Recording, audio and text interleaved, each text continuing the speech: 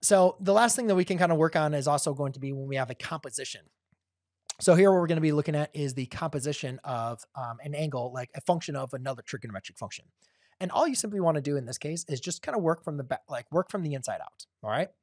So in this case, in this example, I'm looking for the sine inverse of square root of 3 over 2. So again, I'm just going to say what angle I'm sorry. Yeah, what angle produces a y coordinate of square root of 3 over 2? Well, that's going to be a pi halves. So that's for the same thing. I'm sorry, pi over 3. So that's going to be the same thing as a cosine of pi over 3, which cosine pi over 3 is equal to a 1/2.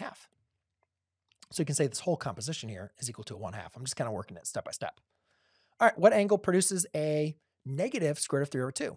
Again, cosine negative, that's going to be in the second quadrant. Negative square root of 3, that's going to be a what? A 5 pi over 6. So then I can simplify this to a tangent of a 5 pi over 6.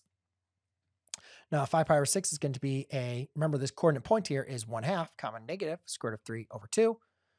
And the 2's will divide out, rationalize the denominator. That's going to be a negative square root of 3 over 2. So this answer is a negative square root of 3 over 2. And this answer, a lot of students like to do this.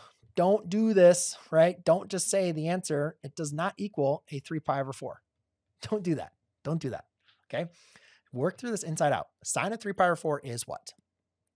The sine of 3 pi over 4 is going to equal to sine of 3 pi over 4. So 3 pi over 4, that 3 pi over 4, that's in the second quadrant, right? So that's going to be a square root of 2 over 2. So I have the sine inverse of the square root of 2 over 2.